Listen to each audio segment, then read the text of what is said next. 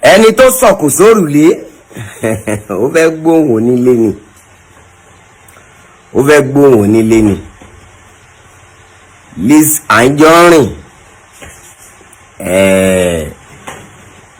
mo rí lẹ́tà tó kọ ránṣẹ́ lẹ́tà fídíò tó kọ ránṣẹ́ mo rí dáadáa ó kú ohun ó gbọ́ ṣùgbọ́n bí tí máa ti bẹ̀rẹ̀ fún wọ Lizzy ni wípé alákọ̀ọ́kọ́ ẹ̀jẹ̀ gbígbóná nìkan ló ń da ẹ̀ láàmú kìí ṣe wípé bóyá problem ẹ̀ pọ̀ àmọ́ ó lẹ́jẹ̀ gbígbóná ìdí ni wípé fídíò tí mo ṣe fún àlàáfíà láàárín gbogbo ẹni tí rògbòdìyàn kàn lórí ọ̀rọ̀ Bíọ́lá lòdù fídíò kò lòdù fídíò yọ fídíò kò yọ fídíò bàbá Ìjẹ̀ṣà kò bàbá Ìjẹ̀ṣà. Now fídíò tí mo ṣe fún peace inú tún bí ẹ ibẹ̀ gangan ni kó o ti lọ bá mọ̀ wípé ẹ̀jẹ̀ gbígbóná ń dà ẹ́ láàmú ọ̀rọ̀ ẹ ò pọ̀ ń bẹ̀ ìwọ̀nba bí tí mo ti sọ̀rọ̀ dárúkọ ẹ ń bẹ̀ jọ Lizzy ṣó o lè mú bí tí mo ti bú ẹ jáde kó o kàn lọ gbé wá pé ibi tí mo ti bú ẹ rèé o tí mo ti sọ pé Lizzy ó ṣorí báyìí ó ṣapá báyìí ó ṣẹsẹ̀ báyìí kàn lọ mú jáde ṣóde ní ẹlẹ́ẹ̀kejì ń bẹ̀ nígbà tó o fẹ́ bẹ̀rẹ̀ fídíò ẹ ó lọ mú ibi tí mo ti ń bá Ìyábọ̀ sọ̀rọ̀ tí mo ti dárúkọ pé ǹjọ́ ń gbọ́ mi ó respond sí pé mò ń gbọ́ láì ṣe porúkọ ẹni mo dá ń bẹ̀ o mo wá nítorí pé ìwọ Ìyábọ̀ bínú àwọn èèyàn tó pọ̀ sí bínú kí lè tiẹ̀ ń bẹ̀ kí ni ibo ni ìyẹn bá kàn ẹ́ ibo ló bá gún ẹ fídíò tí mò ń ṣe nítorí tiẹ̀ yìí Lizzy mò ń ṣe kó o lè mọ̀ wípé ọ̀pọ̀lọpọ̀ tí òun sọ̀sọ́kùsọ sí lọ́nláìn tí wọn ò dáhùn ẹ̀rù ìjàkọ́ ló ń bà wọ́n rí ẹ gẹ́gẹ́ bí ipò ti ya wèrè ṣùgbọ́n torí pé wọ Lizzy ó jẹ́ ọmọ ló jẹ́ lọ́wọ́ mi Lizzy odò ní ẹ tó fẹ́ gbàgbé orísun odò tó bá gbàgbé orísun máa ń gbẹ ní Lizzy mo pẹ̀lú àwọn tó ń wò níwájú nígbà tó dé àwọn tó fẹ́ kó mọ̀ ẹ́ àwọn ọ̀gá tó fẹ́ bá ṣe nítorí pé kó lè hàn Lizzy ó gbọ́ mi ò sí lọ́mọ gúrùpù mọ́ nígbà tó máa fi dé mo ti ń ṣe fíìmù mo ti dọ̀gá pátápátá ó gbọ́ ẹnu ìjọ́gà ló ti bá mi mo sì pẹ̀lú àwọn tó ń wojú ẹ̀ wípé táwọn eléyìí bá lè fà mí mọ́ra èmi náà máa hàn not knowing wípé nígbà tó o bá hàn tán nídìí iṣẹ́ yẹn wàá wá múṣẹ́ yẹn wàá paṣẹ́ yẹn tí wàá máa wá ṣe wèrè mi ṣùgbọ́n kò sábúrú ń bẹ̀ ohun tó o fẹ́ ló yàn ó gbọ́ bí ojú bá sì fẹ́ báyàn kalẹ̀ ojú yẹn ò ní tàárọ̀ ṣe pin àwọn olóyè àwọn onílàákàyè àwọn olóyè àwọn onílàákàyè á tètè rí ẹ wípé ìwọ ọmọ Lizzy yìí ìyàkuyà ló máa yà Lizzy ṣé kí n lọ mú fíìmù mi tó lọ́bì mi ṣe nú ẹ̀ ojú Ọlọ́run ṣé kí n bẹ́ẹ̀ fi sí kí n bẹ́ẹ̀ ń sàtẹ̀ so èmi àti ẹ kì í ṣe ṣàwáwù bọ́rọ̀ bá wá délẹ̀ lónìí ìwọ lánú gbàgà torí n tó kọ́kọ́ ṣe ni wípé bọ̀dárígá ẹ̀ ní ṣe oríire tí mi ń bá wá ṣoríire èrè kí ló jẹ́ fún wọ kí ni oríire tèmi kí ló dí lọ́wọ́ nínú ìgbésí ayé ẹ ṣó o ti rí i pé rubbish ló ń ṣe, jágajàga ló ń ṣe. Ọ̀dọ̀ mi kọ́ ló ti gba fọ́ọ̀mù tíátà, ọ̀dọ̀ ọ̀gá ẹni tó gba fọ́ọ̀mù tíátà lọ́wọ́ ẹ̀ tún jẹ́ ọ̀gá sí àwa, ọ̀gá pátápátá pàápàá. Ọ̀dọ̀ Samaelu ti gba fọ́ọ̀mù tíátà níbi tí àwọn ọ̀gá tó jọ̀gá fún ẹ tó tún pọ̀ ń bẹ̀. Ṣùgbọ́n nígbà tó ń wọlé káàkiri tó orílẹ̀ nílùú Abẹ́òkúta, mo pẹ̀lú àwọn tó lérò pé o ní láti sábà tó o bá fẹ́ hàn. Bẹ́ẹ̀ni, mo pẹ̀lú àwọn tó mọ̀ wípé o ní láti sábà tó o bá fẹ́ hàn. Àwa kọ́ la máa jẹ́ kó o hàn, ṣùgbọ́n nítorí pé o mọ̀ wípé iṣẹ́ yẹn ti yé wa. Then lábẹ́ bó ṣe lè wù kó rí, iwájú la wà. Lábẹ́ bó ṣe lè wù kó rí, àwa là ń ṣiṣẹ́ yẹn. Ẹ jọ̀ọ́, kí ló bá máa wá sọ online nísìnyí tó fi máa wá dẹni tó máa sọ pé bọ̀dá rẹ̀ gàn ẹni ṣe oríire. Jọ̀ọ́, ṣọmọṣẹ́ Ọlọ́run ni ẹni, ìwọ ló máa sọ bóyá máa ṣoríire bóyá ní ṣoríire. Bí ewúrẹ́ bá wá bojú ẹ̀yìn ó máa fèpè félépè. Lizzy, èyí tó wí yẹn tí ẹni mo dá padà fún ẹ. Gbogbo ẹrù tó dì ilẹ̀ ìwọ ló máa gbé. Gbogbo ohun tí ò dáa tó sọ sí mi tì ẹni. Actually, mo rí wípé kì í ṣe pé o mọ ohun tó ń sọ, o kàn fẹ́ tó jọ wẹ́wẹ́ nìkan. Kódà fídíò tí mò ń ṣe yìí, mò ń ṣe kì í ṣe pé mo rẹ́lì láti máa bẹ exchange wall pé kájọ máa rojọ́, kí wọ́n sọ kí mi sọ. Eléyìí kí n kàn fi sọ fún ẹ pé kó o panu mọ́ ń bẹ̀. Tó o bá panu mọ́, màá bá àwọn èèyàn ṣe máa, àwọn èèyàn ti mọ̀ pé o mọ ohun tó ń ṣe. Wọ́n tún wá mọ̀ sí wípé o tún mọ ohun tó ń ṣe. Lizzy, o láyà gan o ní àyà tó pọ̀ jù. Mo dẹ̀ mọ ibi tó o ti ní problem, ibi tó o ti ní problem gangan ló ti lọ gé fídíò mi, torí pé Ìyábọ̀ ni mò ń bá sọ̀rọ̀. Ìyábọ̀ ni mò ń bá sọ̀rọ̀. Kí ló wá kàn ẹ́ ń bẹ̀? Ìyábọ̀ tí mo bá sọ̀rọ̀ ò bínú, kò sọ pé mo ṣe sọ̀rọ̀, kò ní gbẹ́nu sọ́hùn, kò sọ pé ìjà ti dé. Torí wípé ó mọ̀ lórí ẹ̀ nìyẹn wípé kì í ṣe pé mò ń bá òun jà. Mo fẹ́ kí ogun tó wà ńlẹ̀ kógun kó mí ni. Ìgbà tọ́rọ̀ dórí tiẹ̀, ǹjẹ́ mo wá bú ẹ? Ó ní ohun tó ní kí ọmọ yẹn lọ ṣe, ìwọ náà má tún sọ bẹ́ẹ̀. Okay, torí pé wọ́n yọ fídíò nítorí Ìyábọ̀, wọ́n á tún wá yọ fídíò nítorí tiẹ̀. Lizzy, irọ́ ló pa, kò lè ṣẹlẹ̀, kò lè yọ, irọ́ ni, kò lè yọ, gbàgbé ẹ̀. Á yọ fídíò tí ó ti ṣe fún Ìyábọ̀ láti last year, àbí? So kóbí Lizzy, tó ọ̀rọ̀ bá délẹ̀ jẹ́ kí n bá ẹ sọ. Ìyábọ̀ ti wà kó tó wà. Mi mẹ́ni tó jù lọ́jọ́ orí nínú yín, àmọ́ Ìyábọ̀ ti wà kó tó wà. Ìyábọ̀ ó ti wà kó tó wà. Ohun tó jọ ṣẹlẹ̀ láàrin yín tó fi jẹ́ pé bó ṣe ṣèyàwó ọjọ́ kan ta ìṣèyàwó ọjọ́ kan báyìí gbàm, the next thing ni kó bá Ìyábọ̀ jà. Bóyá ó ti ṣe ẹ̀ kó tó lórúkọ, ó ti lérí ẹ̀ sínú tẹ́lẹ̀ pé tí n bá lè hàn báyìí Ìyábọ̀ Òjó yìí mo máa fáyà ẹni, èmi ò mọ̀. Látọdún yẹn náà ló ti wọ̀ o. Gbogbo jẹgbẹjẹgba tó ń ṣe yẹn náà Ìyábọ̀ náà ń bẹ ẹ ṣe ń gbà kan gbà tó yá kò dẹ́ ló mọ, ó sọ ẹ́ di wèrè. Kí ló wá ṣe ẹ́?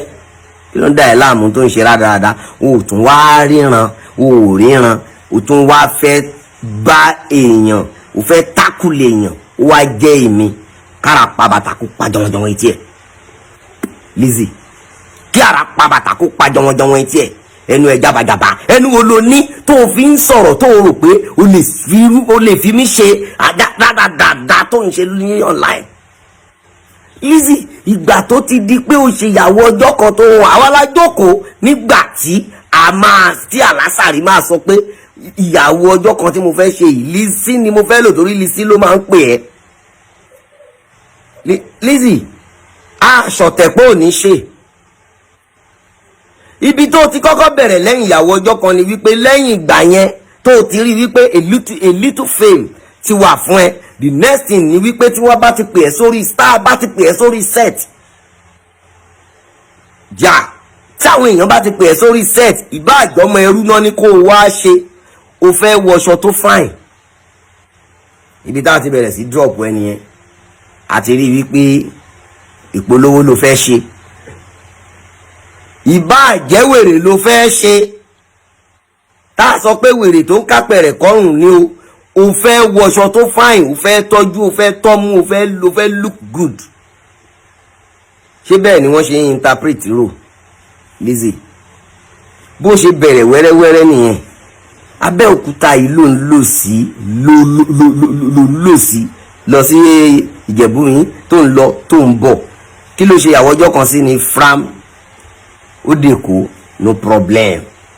Ibi tó bá ń wọn mọ lọmọ ń gbé, ṣùgbọ́n títí ẹ kì í ṣe pé ibi tó wọn mọ lọmọ ń gbé òun sáré kiri fúnra ara ẹni.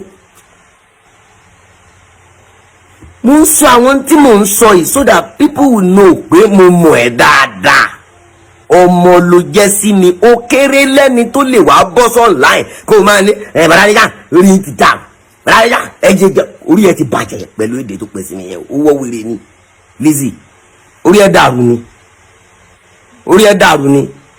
Ìwọ actor tó di blogger ó yí lórí ni, ṣé o mọ̀ tó ń ṣe mọ́ ni? Tó bá tó wá di blogger tó jẹ́ pé okay fídíò tó bá ti ṣe bó bá ṣe lọ sí ló máa ṣe ró lórí Facebook, ló máa ṣe ró kí àníyàn wá ní kó wá sẹ́wọ̀n. Ṣé mi wá pẹ̀lú ẹni tó gbọ́dọ̀ rẹ̀ o máa dẹ́rùbà? O gbàṣẹ dání, o gbé òfùgùn dání, oṣooṣù mọ̀ ó máa láyà o ṣẹnu jábàjàbá lóríṣiríṣi, gbogbo jágbàjàbá ló sọ.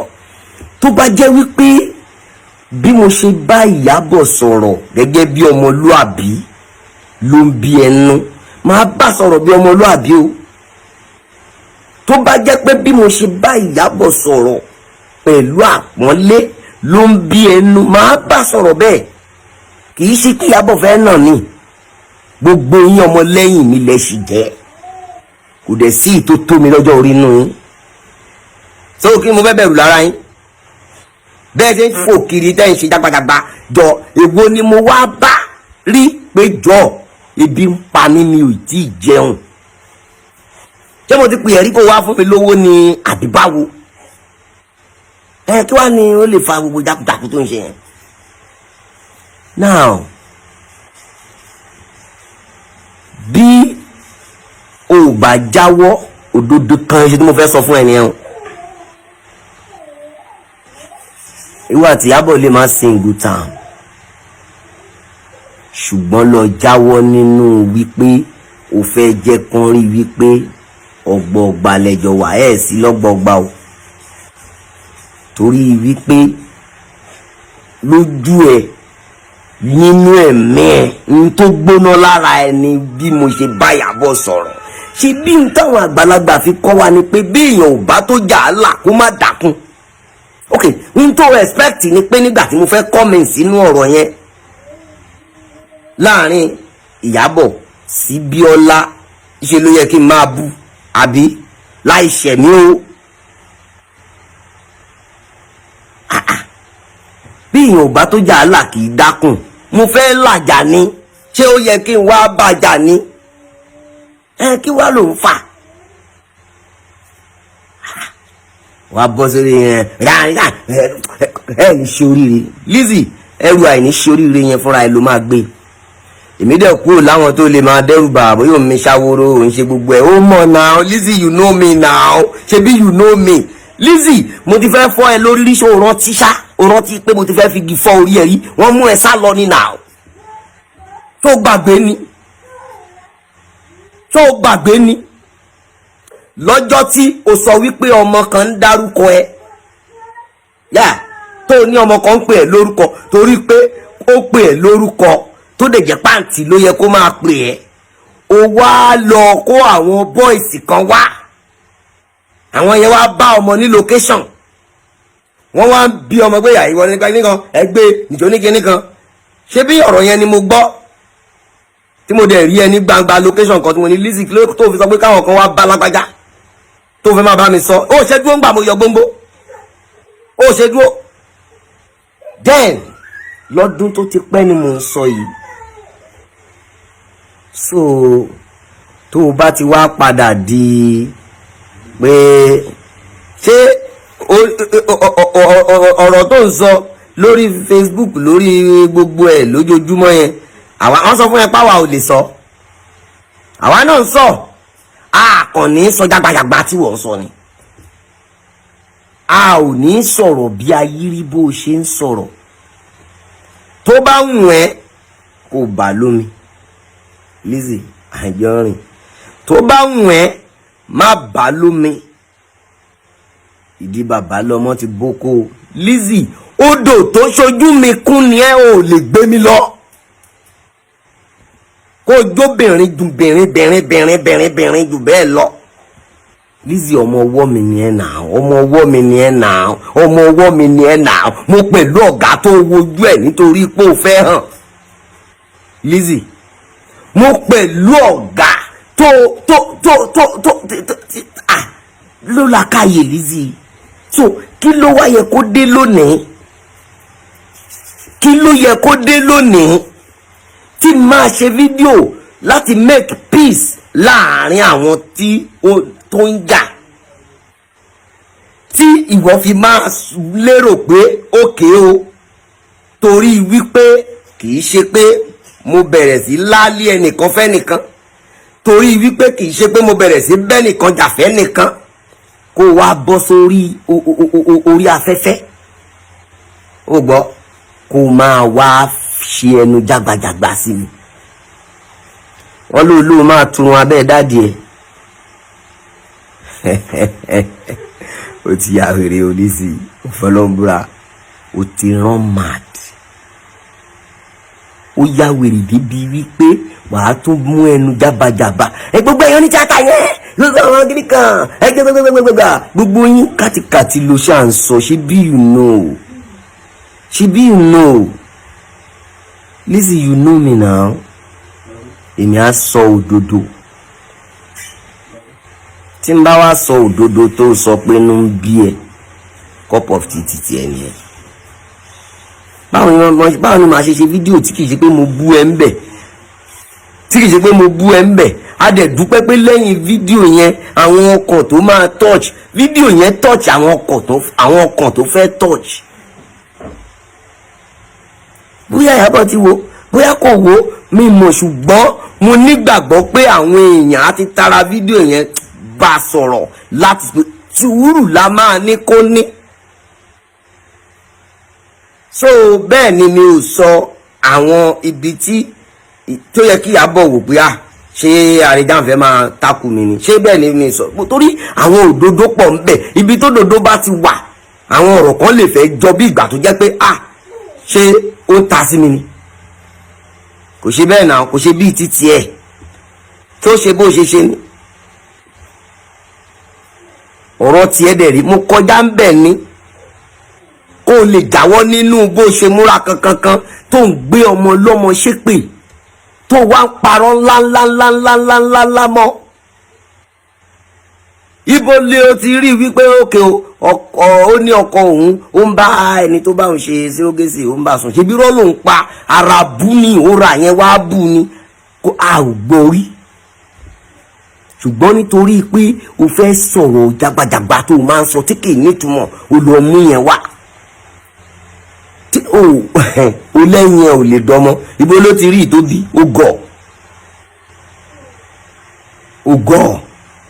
ó gọ̀ ṣé ìtóbi yẹn ìwọ ló fún? ṣẹ́rú ẹni tó ń pè lágàn nìyẹn torí ẹ bá pé ó mẹ́ni tó ń pè lágàn ni ókè kò lè gbé fúnra rẹ̀ àbí ṣe bí ọ̀nà míì sì wà tí wọ́n lè fi bá gbé wọ́n dẹ̀ bá gbé kí ni big deal. Lizzy ìwọ gangan ti bí ìṣáná kíyèsí oògùn kó o tó dé ń jọ́ sí olóòbímọ obìnrin kan àbí ok lẹ́yìn ìgbà tó wá ní olóòmárì yìí olóòbímọ sọ ẹni tó rí píṣọ ọmọ yẹn rí, sọ ẹni tó rí fídíò ọmọ yẹn rí. Ìwọ tí èébú pọ̀ lára ẹ ṣàbàgọ tó ń bú àwọn èèyàn. Lizzy, èmi tó fẹ́ wá fi ta yín yìí àbùkù ló máa kan o, àbùkù ẹlẹ́yọ̀rọ̀. Màá gbó ẹ jágbàjàgbà, wàá bọ́ sọ́nláìn wù ṣépè, gbogbo èpè tó ṣẹ́ orí ẹ ló máa fi gbé o. Lágbára lọ́dọ̀ Ọlọ́run, lágbára lọ́dọ̀ Ọlọ́run, ọlá agbára tó ń ṣílẹ̀kùn ọjọ́ tó ń tì í. Nígbà tí mo gbé ẹ ṣépè, kí ló ń gbé mi ṣépè sí? Ẹ ní ṣe oríire. Lizzy wàá gbé, lágbára lọ́dọ̀ Ọlọ́run ó máa gbé. Àìní gbé ò ṣẹlẹ̀. Ó ń ṣe wọ́n rán gbogbo èèyàn ń wò ẹ́, wọ́n bẹ̀rù ẹ, wọ́n wò kó o ti ya wèrè náà ṣe ń wò ẹ́. Ibi tó o ti gba fọ́ọ̀mù tíátà, sọ ẹni tó ń gbádùn ẹ ń bẹ̀, sọ ẹni tí ẹjọ́ ní good rapport, sọ bó o ṣe ti wá rí, wàá pọ́n wọn lé. Kò sí èyí tó ń sá fún ẹ̀gbọ́n pàápàá pé òun ṣe ọmọ táwọn lè sún mọ́. Wọ́n fẹ́ràn ẹ̀ náà, mo mọ̀ èyí tó fẹ́ràn ẹ̀ bí ojú nínú àwọn ọ̀gá tẹ́jọ wà nínú ọ́fíìsì kan náà. Ṣàpọ̀nlé tó tọ́ sí wọn ṣó ń fún wọn. Ṣé ìgbà mélòó lẹ́ta ló lè bá sọ̀rọ̀ ẹ tó máa sọ pé ẹ má bínú sí ọmọ mi ni? No, wọ́n ti yọwọ́ wọn kúrò lára ẹ̀. Lizzy, má ṣe bẹ́ẹ̀ mọ́ o, má fi mí ta yín o. Ṣé o fẹ́ fi mí ta yín ni? Ó máa bú ẹ lọ́wọ́, á bú ẹ lọ́wọ́, á mú ẹ lómì, á bú ẹ lọ́wọ́, á mú ẹ lómì, á mú ẹ lómì. Kí ni ṣe ẹ́? Tó o bá fẹ́ fèèyàn ta yín, tó o fẹ́ fi pawó online, má fi mí sí. Ṣé mi wá pẹ̀lú àwọn tó máa bẹ̀rù ẹni? Wàá gbó, o mọ̀ mí náà. Kí ló fẹ́ sọ? Kí ló ní lẹ́nu? Kọ̀sán tó ní lẹ́nu tó lè tọ́ ṣe ni. Gbogbo àwọn ajá yín tẹ̀dẹ̀ máa ń kó sọ́ọ̀nù láì kan máa lọ kọ bad comment kan máa bú wọn ní orí tí wọ́n rò yìí. Kò ń tọ́ṣì mí. Ní kankan ṣe pẹ̀lú ẹ̀. Ọlọ́run tó dé mi wá sáyé ni mo lọ́rọ̀ pẹ̀lú ẹ̀. Gbogbo àwọn àgbààgbà nídìí iṣẹ́ yẹn wọ́n wò ẹ́. Wọ́n wò ẹ́. Ẹlẹ́dàá gbogbo wọn sì máa bẹ́ jà. Torí wọn ò pé ẹ̀yin òbílẹ̀ jẹ́, ẹ̀yin baṣẹ́ jẹ́, balẹ̀ jẹ́, bọ̀nà jẹ́ pé kẹ́ ẹ máa bọ̀ nídìí iṣẹ́ yẹn. Ṣé tí gbogbo èèyàn bá mọ̀ wípé ọmọ yìí tó bá ti lórúkọ tán ó máa di wèrè ní o? Gbogbo bó ṣe ń sáré kiri ní gbogbo ìgbà yẹn tó rántí bó ṣe wà desperate tó láti hàn Lizzy. Òun rè lọ́wọ́ tiwa yìí, gbogbo bó ṣe wà desperate tó torí pé ó fẹ́ hàn. Ọwọ́ irú wa ló wà, irú wa kúrò nínú ẹni tó lè fi ta yín. Èmi àti gbogbo àwọn tájọ wà, tájọ jẹ́ sàwáwù lábẹ́ òkúta. Lizzy, ìgbà tó dé, obìnrin tó halẹ̀ mọ́ ẹ wà tó ń bú ẹ tí ò fẹ́ kó dúró láàrin wa. Lizzy, èmi ló rojọ́ fún. Èmi ni mo bá ẹ pé onítọ̀hún tí mo bá ẹ dáyàjá. Tí ó gbàgbé ni? Tó o bá gbàgbé, èmi ò gbàgbé. Èmi ni mo bá ẹ pé onítọ̀hún tí mo bá ẹ dáyàjá. Bí ìwọ tó oṣù ò bá gbàgbé, èmi lèmi kó, èmi ò ní gbàgbé. So ìwọ Lizzy ọjọ́ jọ, kí ló yẹ kí wọ́n ní mo ṣe ná? Jọ, kí ló yẹ kí n ṣe tó fi máa láyà láti bọ́ online? Màá wá lọ gbé ibi tí mo ti ń bá Ìyábọ̀ sọ̀rọ̀. Ṣé wọ́n ní Ìyábọ̀ ní àbò wọ́ wèrè ní Lizzy? Má try mi o, má try mi rárá for a seconds. Wàá ṣe ẹlẹ́yà ni. Wàá mú wa sọ̀rọ̀ orí ẹ̀ dàrú ni. Wọ́n ní kọ́ ló mọ̀ sọ kú sọ̀sọ̀ ní àbò wọ́ wèrè ni. Ṣé wọ́n ní kọ́ ló mọ̀ sọ kú sọ̀sọ̀? Kò ní dá fún yín. Orí ẹ̀ ti dàrú. pẹ̀lú òṣì ọ̀rọ̀ tó máa ń sọ jáde lẹ́nu ẹ̀ wọ́n wèrè ni. àwa bọ́ sọ́nù láì wọ́n máa sọ bí wọ́n máa ṣe orí burúkú wà ló gbé wọ́n máa ṣe bí wèrè wà mú ní wọ́n máa fa pàṣẹ wọ́n máa lò lọ olúgbòhùn kìnìkan àwọn àtàwọn sàwáwù ẹ̀ borí ẹ̀ dàrú ni ṣé wọ́n wèrè ni. ṣé fake life tí gbogbo yín lò káàkiri orí mi ń bẹ̀rẹ̀ ni ohun tí mi ní mi ò ní sọ pé mo ní mo sábà pé mo ń jẹun wá ló fa orí burúkú kí ló fa orí burúkú kí ló fa wèrè iṣẹ́ tá à ń ṣe àwọn kan ti ṣe látàyè báyé ó mọ iye ẹni tó ti lọ tó ti kọjá lọ ó mọ iye ẹni tó ti kọjá lọ tó wá sọra ẹ̀ di bí ìgbà tó jẹ́ wípé ilé ayé òun gan àwa lọ ni tó kí ló dé kí ló ṣẹlẹ̀ ohun tí n máa sọ yìí ó máa bí ẹnu ṣùgbọ́n máa bẹ́ ẹ sọ Ìyábọ̀ tó ń bá tákù kì í ṣẹgbẹ́ ẹranko sọ fáwọn ajá ẹ kan máa wá kọ bad comment sábẹ́ post ni mi ò ràn ìgúnjà anybody ni ò ràn iṣẹ́ ìtẹ́ bá wá kọ yẹn sọ́lọ́run ló kọ ni àbí òṣì tẹ́ bá ti wá sọ yẹn sọ́lọ́run ló sọ ni kọ́ àlùwèrè Lizzy jọ tó bá fẹ́ dẹ́rù bá èèyàn ṣé mi lé ẹ kó dẹ́rù bá èmi tí mo ti lé ẹ kó lòdìdí ẹ èmi tí mo ti tó rí pé ńgbà tí mo lọ yọgi tó yá èmi yẹn ló máa fi tayín náà láì àbúté ẹ fẹ́ ta wàá bọ́ sórí online dáìgá kẹyìn dá mi dáìgá ẹ̀yìn tó yín ó mà gọ̀ ọ́ orí ẹ̀ máa dàrú kẹ́ gbogbo àwọn àgbààgbà eléré tó fi ń ta yín lágbájá rẹ́pìsì ní kàmẹ́dùn rẹ́pìsì ní ìgbòho rẹ́pìsì ní ọ̀yẹ̀yà èyí holding tí nìkan ó wọ wèrè ni kí ló tó fi jẹ́ pé bí sáìdì tí wọ́n máa ń wà nìyẹn náà ṣé nígbà tó fẹ́ hàn àmọ́ kó fẹ́ hàn nítorí kó lè padà wá ṣe lòdì sí wa ni so tá a bá wá mọ̀ pé híhàn tó fẹ́ hàn o kó lè hàn kó lè so lòdì sí wa lójú fẹ́ hàn ṣé everybody ní dá ẹnu ní àbúrí ẹ̀ dàrú ni wọ́n ní lórí ẹ̀ dàrú ni tó mọ tó ń ṣe ni wọ́n á bọ́ sọ́n láì wá ń ṣe pé wèrè ó wọ́ wèrè ni orí ẹ̀ dàrú ni mi ò kì í ṣe senior ẹ ọ̀gá ẹ ni mo ṣe ọ̀gá tọ́ orí ẹ dàrú wá bọ́ sọ́n láyé wá ń sọ pé àyíká kò ní dà mí àyíká ẹ ní ṣe oríire ó máa wọ ó jáwèrè gan Lizzy ó jáwèrè gidi gan.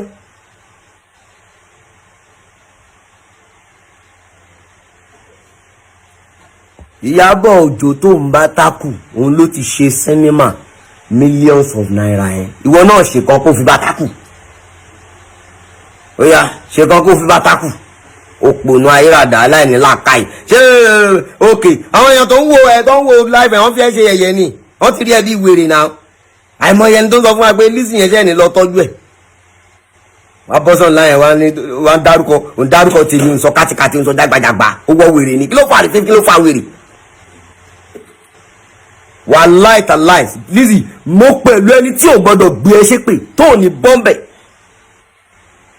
mo pẹ̀lú ẹni tí ò gbọ́dọ̀ gbé ẹ ṣépè ìwọ á sì gbé olúgbòhùn tó máa ń gbé dání wà ló gbé mi ṣépè kò sì ní í ṣe èmi ò sì gbọ́dọ̀ gbé ẹ ṣépè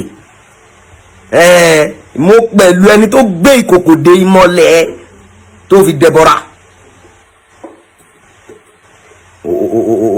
wá bọ́ sí online ó bẹ̀rẹ̀ sí sọ kátikàti ó bẹ̀rẹ̀ sí sọ jágbàjàgbà this is a warning big warning to you kí ló forí burúkú kí ló fa wèrè orí ẹ dàrú ni àìmọye ṣe yóò wọ jẹ ọmọ téèyàn kan wò pé ọmọ mi ni everybody fi ẹlẹ ọ̀n wò ẹ láwòsàn kún òun wúrẹ láwòrẹ rìn orí ẹ dàrú ni wọ wèrè ni kí ló ṣe ẹ àwọn abọ́sọ̀ ńlá yẹn a máa ṣe bí olórí burúkú a máa ṣe bí wèrè life ti ẹni yẹn òun cash fund òun cash cruise òun ṣe òun mọ̀ kì í ṣe kó o máa fi àwọn Lizzy mo pẹ̀lú ẹni tó ó gọ̀ o lè sọ pé o bá mi ń wájú mọ́ bó o bá sọ bẹ́ẹ̀ Ọlọ́run ti mọ̀ pé o ti ní mẹ́ńtà ó dẹ̀ lè sọ wípé mi ò pẹ̀lú ọ̀gá tó ń wojú ẹ̀ níjọ́sí nígbà tó ń lé bí bó ṣe máa hàn bẹ́ẹ̀ bá ti wá wá lọ tojúbọ̀ ní tí ò yẹ kẹ́ tojúbọ̀ tẹ́ bá ti wá wá lọ wá wà kú wà kí ló wá kàn mí ó bá máa gbájà, ó bá máa gbé Lẹ́kí, ó bá máa gbé Banana Island, ìyẹn ò kàn mí. Mo wà òkè nínú yàrá kan tí mò ń gbé. Tọ́lọ́run bá tún fẹ́ kí yàrá kan di méjì, ó mọ bó ṣe máa ṣe. Ṣé bí fake life lẹ́ ń lò? Ṣé bí fake life ní? Ṣé fake life yẹn ni kémi náà máa wá lé kiri kí máa lọ jẹ gbèsè? Ayé mọ́yé gbèsè, wo mọ́yé gbèsè, ó mọ́yé gbèsè tó yẹ pé tán bá bẹ́ẹ̀ tú díẹ̀. Nonsense. Torí pé n tó nílò ń sọ pé ó ní Lizzy. Iṣẹ́ mi wá pẹ̀lú ẹni tó máa dẹ́rù bà ní wọ́wèrè ní. Tó wọ́wèrè ní. Lizzy má try mi o. Má try mi o. Má try mi o. Má try mi rárá. Gbogbo bíkíbi tó bá ti pèsè dá mi fún ibi, wà máa bọ́ lọ́hùn bẹ̀ ni. Torí mi ò ṣẹ̀ ẹ́, mi ò bú ẹ. Kí ló wá ń bú mi fún? Mi ò gbé ẹ ṣépè. Kí ló ń gbé mi ṣépè fún? Tó ó burú bí mo ṣe wò pé òkè ọ̀rọ̀ tó ń lọ láàrin Ìyábọ̀ sí Bíọ́lá ẹ̀ jẹ́ ń dá sí. Àwọn tó dá sí ò jẹ̀bi. Ó lè máa wo tirú ẹ̀yìn náà. But kò need. Èmi ò bẹ̀rù any one of you. You know now. Kí ni mo fẹ́ bẹ̀rù lára yín? Ṣé wọ́n wèrè ni? Wọ́n Lizzy wá bọ́ online. Ṣé ju àbúrò tí èèyàn máa bá sọ̀rọ̀ lọ pé má ṣe báyìí, má ṣe báyìí. Kí ló ń ṣe yín tẹ́ ń ṣe bí wèrè gan náà? Wá bọ́ sí orí kìíní bí gbàtẹ́ pé wọ́n nìkan léèyàn. Ẹjọ́ ìyá àǹtí wá jẹ́ pọ́blẹ́mù gbèsè ayé. Ibi tí wà ti Ìyábọ̀ ti bẹ̀rẹ̀. Ibi aláǹtí dé ni o. Post birth certificate ẹ̀ kí Ìyábọ̀ post tiẹ̀. Tọ́lọ́mbà lọ́bọ̀ mú àlọ́ mú ẹ̀ á jù ẹ̀ lọ. Ó tẹ̀ jù ẹ̀ lọ ni. Àìfàgbàfẹ́ nìkan kò jẹ́ káyé gún Lizzy. Ní kò pè láǹtí o. Kí ló fẹ́ pè láǹtí fún? O ti rí ní rí pé obìnrin jọ ní yóò máa dárúkọ ẹ̀ kò ní mí ní kankan. Àmọ́ kó wá jẹ́ wípé òkè gbogbo ẹni tó bá ti kí Ìyábọ̀ ọ̀tá ti ẹni wèrè ní ẹni. Ọ̀tá yẹn máa pọ̀ sí ní nà. Òkè torí pé mo bá Ìyábọ̀ sọ̀rọ̀ mo ti dọ̀tá ẹ orí ẹ ti dàrú. Òun bá yín ṣiṣẹ́ ṣáta ta ló pè ẹ́ díjà bá pè ẹ́ sí location ta ló pè ẹ́? Ta ló pè ẹ́? Ìwọ ọmọ tó lọ́bì ìjọsí tó fẹ́ lọ́bì wa kú. You lọ́bì mi. O lọ́bì mi dáadáa. Dáadáa kó lè ṣe inú fíìmù mi. O lọ́bì dáadáa Lizzy. Ìgbà yẹn wá lọ tán. Wá fòfin rẹ̀. Ń bá rárá àdá kiri. Ṣáà wá fọ́ fúnra dáadáa yẹn. Àwọn táwa bá ń wájú là wá ń wo ẹsẹ̀ wọn. À ń tẹ̀lé àwọn táwa mọ̀ bí aṣáájú. Tí wọ́n lo ayé eré. Tí wọ́n lo ayé àlòfílẹ̀ fọ́nmọ̀ ní ti dáadáa. Wọ́n tẹ́ ìbùkún gbogbo rẹ̀ wọ́n máa bú àwọn èèyàn. Lizzy ọ̀rọ̀ ẹ̀ sì kù lọ́wọ́ mi o tó pọ̀ gan. Ṣẹ́yìn gan lágbájá òrèpù rè ọmọdé òrèpù àwọn wo ló rèpù tó mọ̀ lọ gbé fọ́tò òrèpù wọn jáde. Kí ló dé tó yàyàkuyà tó yẹranko bẹ́ẹ̀ náà? Ó jẹ́ ronúkúwàdà kó lo làákàyè. Ó ti gbọ́ kó lo làákàyè. Àwọn ẹgbẹ́ ẹ̀ ni kó máa fi tàyín má fi rú mi tàyín Lizzy ní kì í ṣe gbẹ́ orí ẹ̀ dàrú. Tó bá lọ ń yáwó kiri tó fi ń gbé àjàbè Lẹ́kí àbíbó ló ń gbé. Tó bá lọ ń yáwó kiri tó ní ọkọ̀ gbá ọkọ̀ àwẹ̀ lájọ tó ní ló ṣe mo ti wá pè ẹ́ ní pé Lizzy jọ ṣàánú mi ṣé orí ẹ̀ dàrú ni tó wọ́ wèrè ni. Ibi wọn lè ń pa káàkiri ẹ kí ló wá kẹrin pẹ̀lú gbogbo jákujàku yẹn inú ìdẹ́lu ló fake life yẹn ní nísìmí ní ẹ kí ló ṣẹlẹ̀ so àìlówó lọ́wọ́ wá ṣèǹjẹ orúkọ mi ó pa orúkọ mi dàbò orí ẹ dàrú ni ṣé tí bàbá lówó lọ́wọ́ wọn ló ń bọ́ mi bọ́yàwó àtọmọ́ nù lé àbọ̀ ló ń bá mi rán àmọ́ mi lọ léwu. ẹ̀rọ àbọ̀ wa sọ gbogbo ẹ̀dí jágbàjàgbà ẹ̀ àbọ̀ sọ̀ láì wọ́ tó ẹ pé ṣe ló ń lọ́bì wa burúkú tó fẹ́ di star at all cost. Wá di star ọ̀hún tán ọlọ́run ọba gbà wá di wèrè kí ló kàn wá pẹ̀lú wèrè tó bá dà ẹ̀tẹ́ ló máa bá ń bẹ̀ ẹ̀tẹ́ ó mọ̀ pé máa sọ̀rọ̀ burúkú sí lágbájá kí ni ìwọ gbọ́ngàn mọ̀ tó máa bá lẹ́nu ẹ̀ ẹni tó ló fẹ́ sọ̀rọ̀ burúkú sí kí ló mọ̀ tó fẹ́ bá lẹ́nu ẹ̀ lọ́yọ̀mí kò náà tó máa sọ̀rọ̀ sí o lọ́yọ́ mi kò láwọn tó máa sọ̀rọ̀ sí tí n bá tún gbọ́ èpè olórí burúkú tó ń ṣe ẹ̀ máa gbé ẹṣẹ́ ìpè ńláńlá orí ẹ̀ dàrú ni. wàá bọ́ sọ́nà láyìn wá ń sọ̀rọ̀ sí mi orí ẹ̀ dàrú ni gbogbo èèyàn ló wà máa ṣẹnu jápàjápà sí wọn. táwọn bá lè wà bá ẹ̀ kan lu ẹ̀ ọlọ́run kọ́ sọ́lọ́run ò ní lu ẹ̀ n tó dẹ̀ nà ẹ̀ n tó nà ẹ̀ nígbà tó ní Bíọ́lá kò nẹ́yìn Bíọ́lá kò bímọ àgànní ìgbani àwọn ìwọ tó bí ta lórí fọ́tò ọmọ ẹ̀ rí bèlè tàṣe kọ́ máa rí fídíò ẹ̀ já fídíò ọmọ ẹ̀ gbé síta jẹ́ ká rí ọmọ tó bí recently já fídíò ẹ̀ kò gbé síta àti rí fídíò ọmọ Bíọ́lá rí ìtòṣe sẹ́rọ́gẹ́sì ẹ̀ òun ló lẹ́yìn òun kọ́ ló lẹ́yìn wọ́n yà lẹ́yìn ni wọ́n fún lẹ́yìn ni aṣáṣírí járí tiẹ̀ náà tó lóyún tó gbé abirùn ọ̀dẹ̀ òpònú ayé àdá aláìní làákàyè ó rẹ̀ ní báyìí sọ̀rọ̀ òun ṣe bí abirùn káàkiri kí ló ṣe ẹ́ tó ń ṣe bí wèrè bẹ́yẹn kí ló jẹ́ kí ló jámọ́ kí ló jẹ́ kí ló jámọ́ sọ fún mi náà Lizzy kí ló jẹ́ kí ló jámọ́ ta ni ẹ́ ṣé wọ́n la pàṣẹ ayé ni wọ́n la pàṣẹ ayé àbúrò ọlọmọṣẹ́ Ọlọ́run tó wá sọ̀rọ̀ ẹ̀dí dáadáa tó bẹ̀rẹ̀ sí wàá máa sọ̀rọ̀ sáwọn èèyàn wàá sọ̀rọ̀ sáwọn èèyàn àtàwọn alágbà àti ọmọdé àti wàá máa tún máa dárúkọ wọn farafara foroforo farafara kí ni mí nìyẹn ó rí pé ó lè rìn láìkọ́ ọlọ́pàá àwa ń dárin o nǹkan kan ò ṣe wá o nǹkan kan ò ṣe wá ṣọ́lá ẹ̀ ló tó bẹ́ẹ̀ àwọn bí tó ti bàjẹ́ láyé ń já pé kọ́ máa lọ ṣí mi ń farun yes now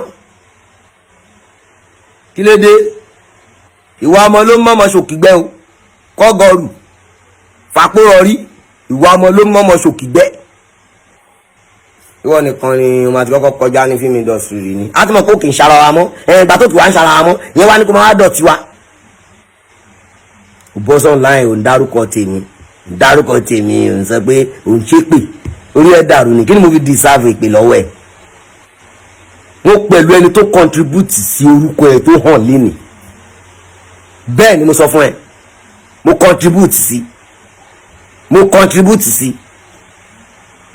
tó bá gbàgbé mi ò gbàgbé o ṣé o ti gbọ́ tó bá gbàgbé èmi ò gbàgbé mo dẹ̀ pẹ̀lú ẹni tó máa ń sábà níjọ́hun lánàá mo pẹ̀lú dáadáa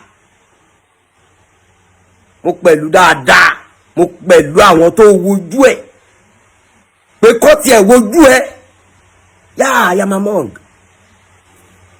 mo wà ń bẹ̀ dáadáa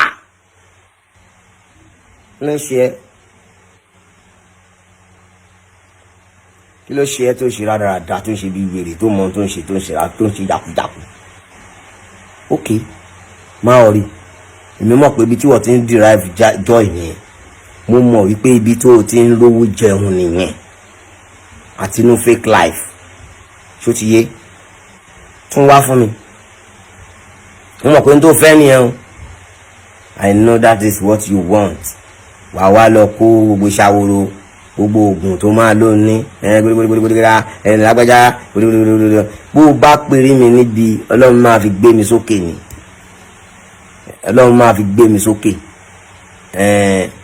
Ọlọ́run máa fi gbé mi sókè ta ni mo wá fẹ́ bẹ̀rù nù yín o sọ fún mi náà sọ kan sọ ẹni tí mo fẹ́ bẹ̀rù nù yín kí ni mo fẹ́ bẹ̀rù lára yín dáhùn sọ ohun tí mo fẹ́ bẹ̀rù lára yín náà kí lèmi àti yín jọ papọ̀ Lizzy Anjorin bí ajá bá ń sẹ́wọ́n kó lọ mojú náà o bí ajá bá ń sẹ́wọ́n kó lọ mojú iná o I repeat bí ajá bá ń sẹ́wọ́n Lizzy Anjorin kó lọ mojú iná o mo kó lẹ́ni tó máa fi ta yín o gbogbo owó fèkì tẹ́lẹ̀ níyẹn èmi ò fọ́ fún ni mo fẹ́ fọ́ fún náà gbogbo owó fèkì tẹ́lẹ̀ ní yẹ kó jọjọ sí rẹ́kọ̀dù ẹ kó sí tèmi ọ̀rọ̀ mi wo ló wà lẹ́nu ẹ̀ wà bọ́ sọ́nà láì wà ń gbé mi ṣe pé orí ẹ̀ dàrú ni ṣé mi ó ń búrò pé bóyá ò ní tìjú ṣé mi gan ní ni ṣé tí n bá ní tìjú màá bọ́ tà màá ṣe fídíò fún ẹ dáhùn ṣé mo ní tìjú ni ẹ orí ẹ dàrú ni mo ní ṣé mo ní tìjú ni ẹ mi sì ní ṣe ohun tí ò dáa ṣùgbọ́n tó bá takú mi tó wá fún mi ní tìjà máa wá fún ẹ ní tìjà.